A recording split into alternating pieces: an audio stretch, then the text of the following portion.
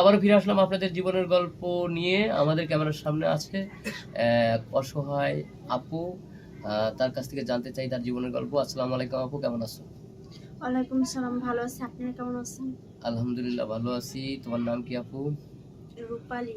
রূপালী। বাড়ি কোথায়? চাপাই। চাপাই না, রাজশাহী চাপাই। হ্যাঁ।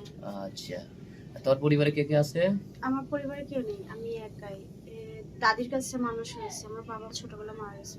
ও, দাদির কাছে মানুষ হয়েছে না? হ্যাঁ। তোমার বাবা মা ছোটবেলায় মানুষ মারা গেছে। আহ, আচ্ছা, এখন আমাদের ক্যামেরার সামনে আসার মূল কারণ কি? সাহায্য সহায়তার জন্য, না কোনো ভালো মানুষের সন্ধান, বিয়ে শাদী করবে এরকম কিছু? ভালো মানুষের ইয়েদের জন্য তো আসছি, যেন একটা ভালো মানুষ পেলে সংসার করতে পারি সেরকম।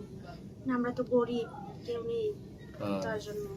তো তোমার গ্রামে কোনো ভালো ছেলে নাই? এই এলাকার মেম্বার চেয়ারম্যান দেখে শুনে বিয়ে শাদীর ব্যাপারে কোনো কথাবার্তা হয়নি কখনো? না, এরকম কেউ নেই। গার্জেন থাকলে সেটা হইব, গার্জেন নাই দেখি তো এরকম আজকে আপনাদের এর ভিতরে আসছি। আসার মূলত হচ্ছে গিয়ে যে আমি যেন ভালো একটা হাজবেন্ড পাই বা সংসার করতে পারি সারা জীবন।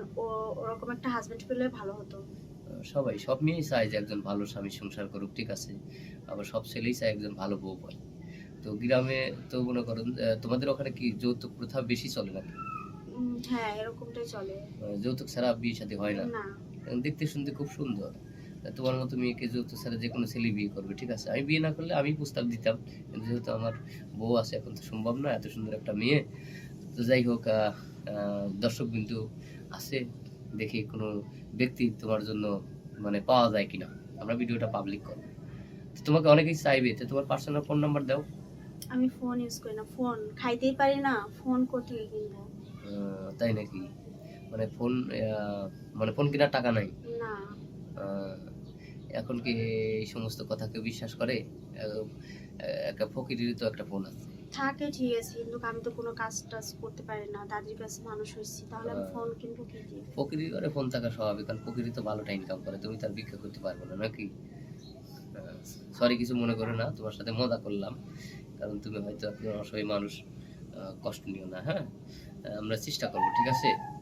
তো যাই হোক, এখন মনে করো যে অনেকে দেশ বিদেশ প্রবাসী ভাইরে আছে, অনেকের দ্বারা বয়স বেশি হয়েছে, যে 35-40, এমন কোনো ব্যক্তি হয়তো মানুষ ভালো, যে তোমাকে চায় বা বিয়ে করতে চায়, তো তুমি কি রাজি আছো?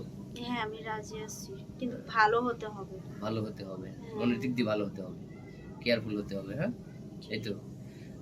তাছাড়াও তোমার একটা স্বপ্ন আছে না, যে তুমি এত সুন্দর একটা মেয়ে, একটা স্মার্ট ছেলে তোমার প্রয়োজন নাই?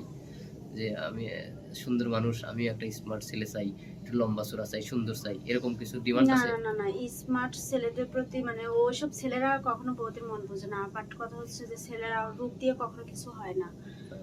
আচ্ছা, আমি চাচ্ছি যে আমার হাজবেন্ড হবে, সে যেমনই থাকুক, শুধু আমাকে কেয়ারফুল করবে, মানে আমাকে কেয়ার করবে, লাভ করবে, এটাই।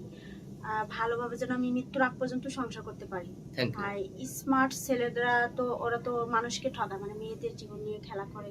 তো আমি সেরকম চাই না। ধন্যবাদ। আমরা আর স্কিপ বাড়াবো না। সুপ্রিয় দর্শক, মেয়েটার জীবনের গল্প শুনলেন, সে একজন ভালো মনের মানুষ চায়।